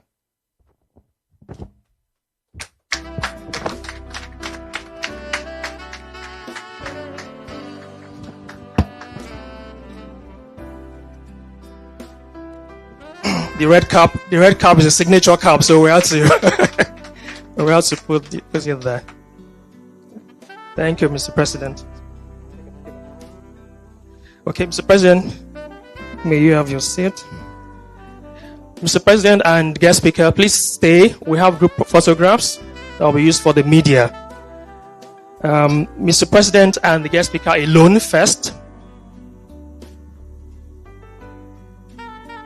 Moderator, please join them.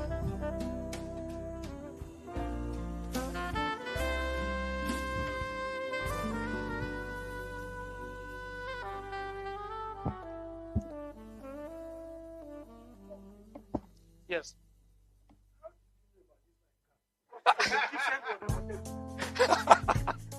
Uncle John, I spoke to Auntie Achenyo.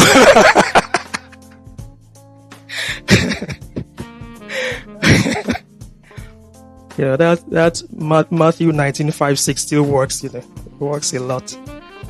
I'll invite the Deputy President, Mr. Akin Oshitoki, to join them.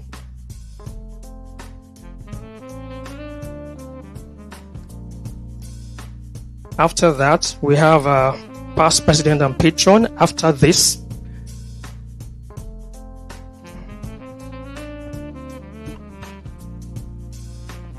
Madam immediate past President, Mrs. Bisi Adeyemi, please join them.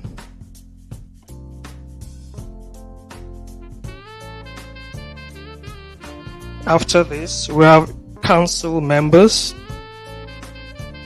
to join after this. Mrs. Anai, Mrs. Kolisho, Madam Jidima, yes. Dr. Dada, okay, so after this, yes.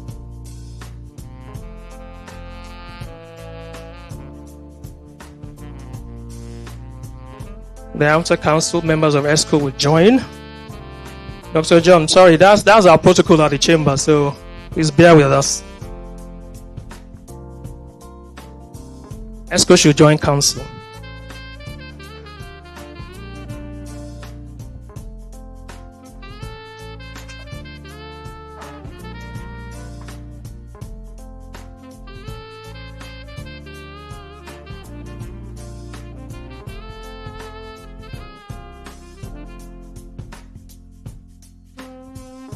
ESCO members and council should take their seat. Mr. President, still stay. Mr. Deputy President, stay. The guest speaker should stay too. Members of the programs committee. Our sponsor should be getting ready for the pictures too. After this,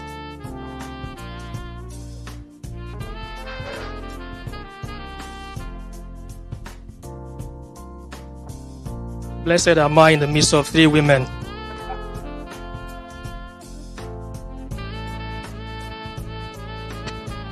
Attending the Catholic school.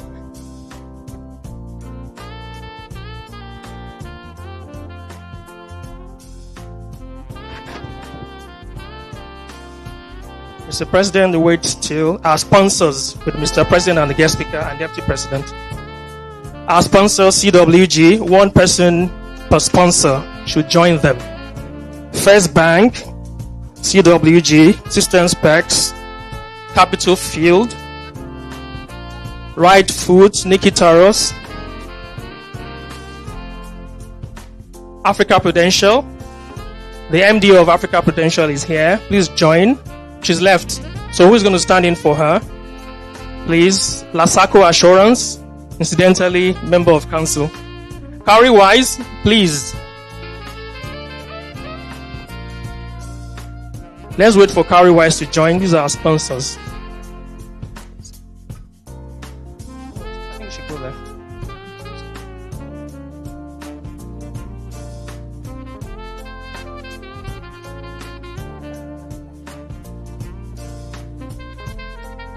A special round of applause again for our sponsors. They made this happen.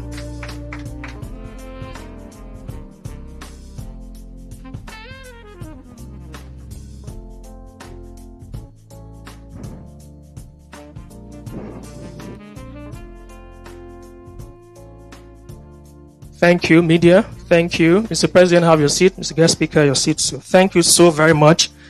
We're almost at the end. I'll invite, as we take a seat,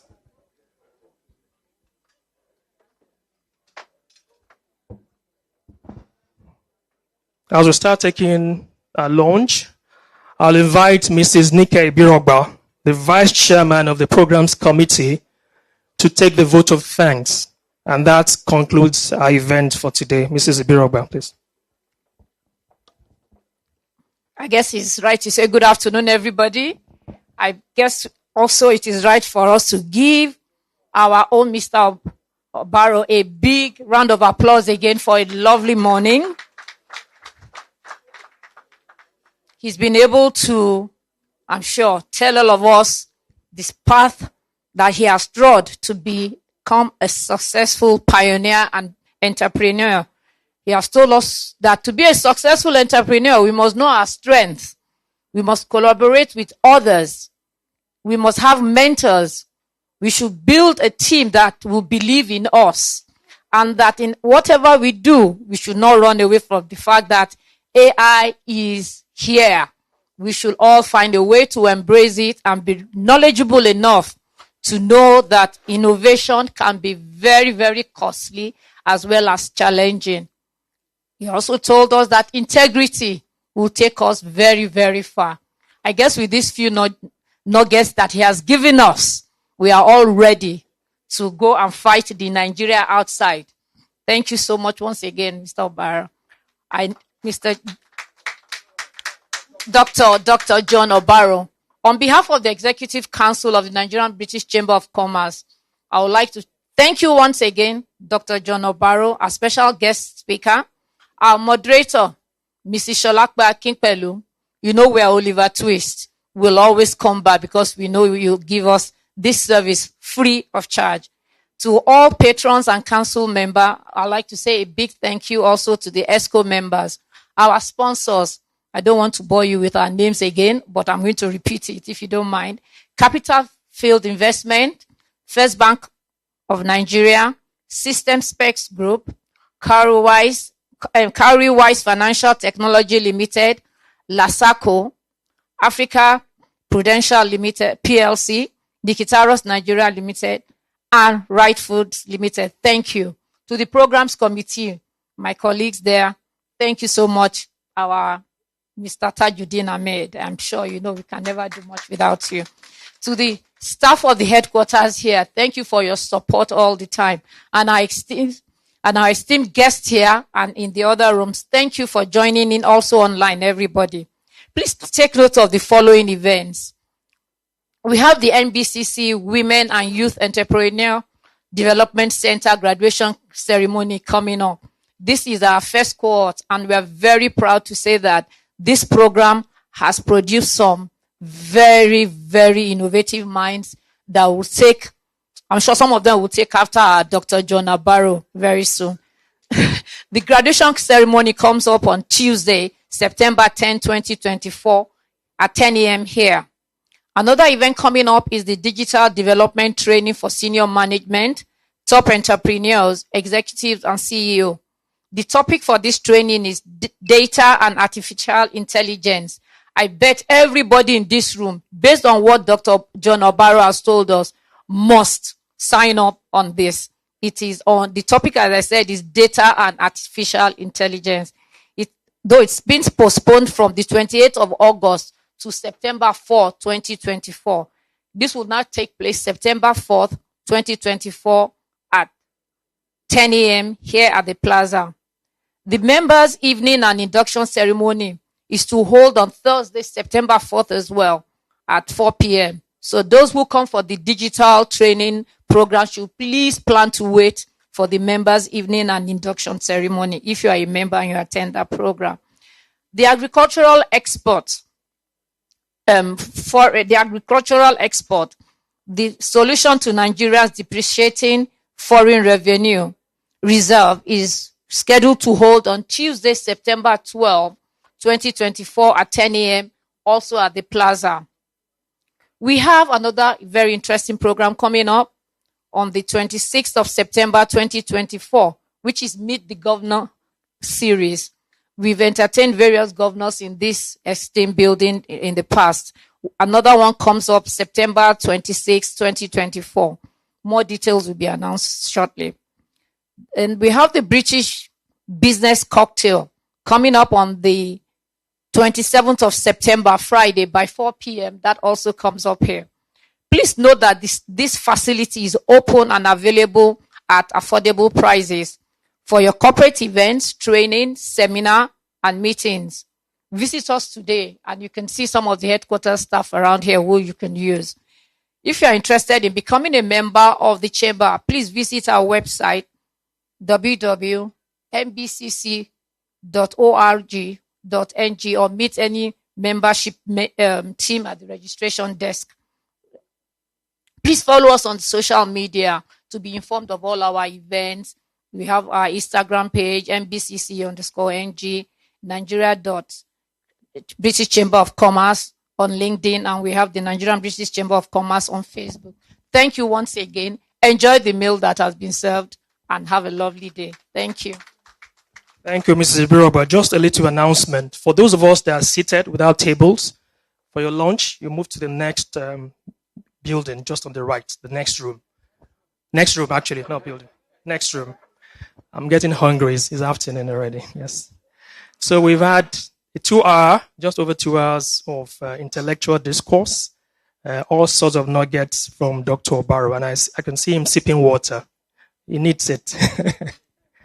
And so by this, we've come to the conclusion of this program.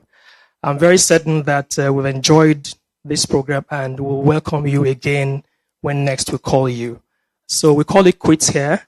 Enjoy your Chinese, your intercontinental cuisine, and the local ofada rice and what have you. And enjoy the rest of the day. Enjoy your weekend from tomorrow. Bye. We are Carrywise, an investment company and wealth manager to a thriving generation of young Nigerians. From the very beginning, we've put building and protecting wealth at the heart of everything we do, equipping you with the tools you need to design an investment plan that works for you in ways that won't take the style from your lifestyle. With investment products ranging from Naira and dollar denominated mutual funds, halal, sports circles to money dual, we have set up our customers to become financially free. Managing wealth is our lifeblood. This is who we are, and we have stayed true to our mission to make investing as easy as sending a tweet. We educate and empower young people to develop the investing mindset because we understand that anything worth building takes time. This is why we are passionate about wealth and why we are licensed by the Securities and Exchange Commission to move you beyond the potential you see today to the untapped financial possibilities you desire tomorrow. It's time to do wealth differently. Cowrie Wise. Invest wisely, grow wealth.